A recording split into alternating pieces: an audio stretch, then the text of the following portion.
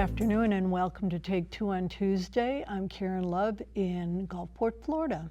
Today I want to address some of our flooding issues and stormwater projects. So the first thing I want to make mention of is when Senate Bill 180 passed in 2025, it prevents us from making any changes that could be considered more restrictive or burdensome throughout our recovery process up until October 1st of 2027.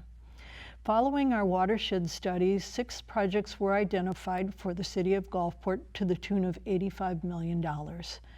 Following our vulnerability study a few months later, we prioritized what our top 3 projects would be, and we applied for funding.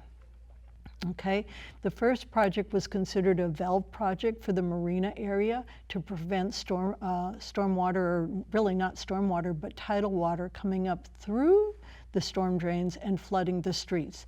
The funding for that was rejected. The second project is considered a road project. It's in the Stetson area and it is moving forward. This would allow more water, more rainwater to actually be able to get to the drains at the intersection of 60th and 20th rather than backing up into the streets and yards of our residents. The third project is considered a safety project because it is focused around the police and fire stations.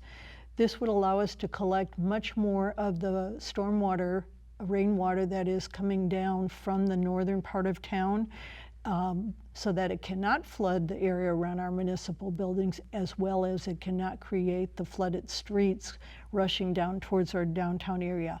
The state did approve this. It's in the 2027 fiscal budget. So to reiterate, stormwater is our #1 priority. Okay, we have identified our flooding issues, flooding locations. We have identified the projects that we think would help the most number of residents, and we are working through the funding process. Infrastructure projects are a process. To the best of my knowledge, the City of Gulfport has never worked on stormwater before, and it's not something that's going to happen overnight. If I've not communicated that this is our priority and what we're doing often enough, I apologize. There's many hours of video addressing this issue. Hope you'll tune in again next Tuesday. Bye-bye.